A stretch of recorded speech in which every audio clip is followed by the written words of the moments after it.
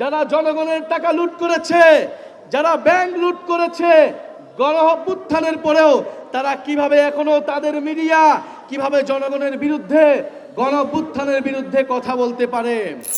জুলাই গণ অভ্যুত্থানে যে আকাঙ্ক্ষা নিয়ে আমরা নেমে এসেছিলাম, যেই পরিবর্তন আমরা দেখতে চেয়েছিলাম, সেই পরিবর্তন আমরা এখনো দেখতে পাচ্ছি না। বরং আমাদের সামান্য যে চাওয়া ছিল জুলাই ঘোষণাপত্র এবং জুলাই সনদ, সেটি নিয়েও টালবাহানা করা হচ্ছে। আপনাদের ক্যাপ্টেন হাসনাত আব্দুল্লাহ বলে গেলেন, এই যে মাফিয়া বসুন্ধরা গ্রুপ বাংলাদেশের মিডিয়া, রাজনীতি, অর্থনীতি সবকিছুকে নিয়ন্ত্রণ করেছে, জনগণকে জিম্মি করেছে, মানুষের টাকা লুট করেছে, ব্যাংকগুলোকে লুট করেছে। সেই বসুন্ধরা গ্রুপের আমরা বিচার চাই। এই বসুন্ধরা আসালাম, এই দুর্নীতিবাজ লুটেরা ব্যবসায়ীদের অবশ্যই অবশ্যই বিচারের আওতায় আনতে হবে। এবং এখনো এই গণ অভ্যুত্থানের পরেও এই সকল মাফিয়া লুটেরা ব্যবসায়ীদের যারা রাজনৈতিক আশ্রয় দিচ্ছে, সমর্থন দিচ্ছে, তাদেরকেও প্রত্যাখ্যান করতে হবে। রাজনৈতিক সমর্থন ছাড়া এরা এখনো টিকে থাকার সুযোগ পেত না। এবং অন্তর্বর্তী সরকারকেও এই সকল মাফিয়া লুটেরাদের প্রতি কঠোর পদক্ষেপ গ্রহণ করতে হবে। যারা জনগণের টাকা লুট করেছে, যারা ব্যাংক লুট করেছে, গণ অভ্যুত্থানের পরেও তারা কিভাবে এখনো তাদের মিডিয়া কিভাবে জনগণের বিরুদ্ধে, গণ অভ্যুত্থানের বিরুদ্ধে কথা বলতে পারে।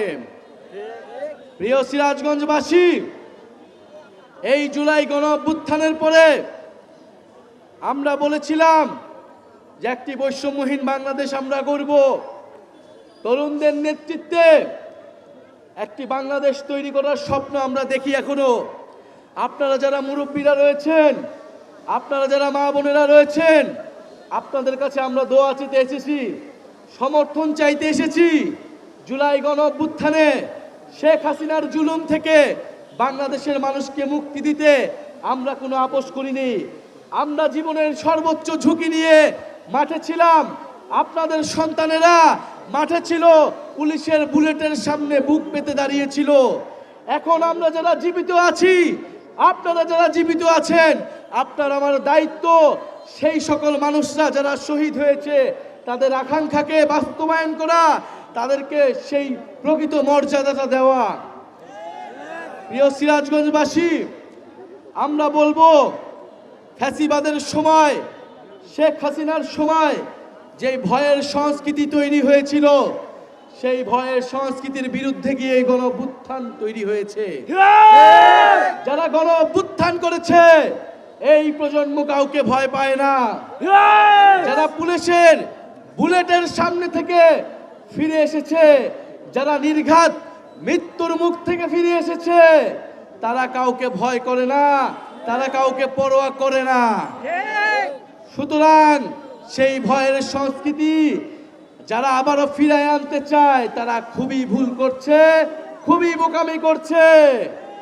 আমাদের এই জুলাই পদযাত্রায় প্রত্যক্ষ এবং পরোক্ষভাবে বাধা দেওয়ার চেষ্টা করছে। এই আজকে সিরাজগঞ্জেও, আমাদের নাটোরেও এই পদযাত্রায় বিভিন্নভাবে বাধা দেওয়ার চেষ্টা করা হয়েছে। আমরা স্পষ্টভাবে বলতে চাই, কোনো বাধা দিয়ে, কোনো ধরনের বাধা বাংলাদেশের জনগণ, বাংলাদেশের তরুণ প্রজন্ম, জাতীয় নাগরিক পার্টির নেতা কর্মীরা মানবে না, মানবে না। আপনারা সাহস করুন, আমরা আপনার সাথে সম্পূর্ণভাবে থাকব। সিরাজগঞ্জ থেকেই ফ্যাসিবাদী ব্যবস্থা বিলোপের যে লড়াই, সেই লড়াইকে এগিয়ে নিয়ে যেতে হবে।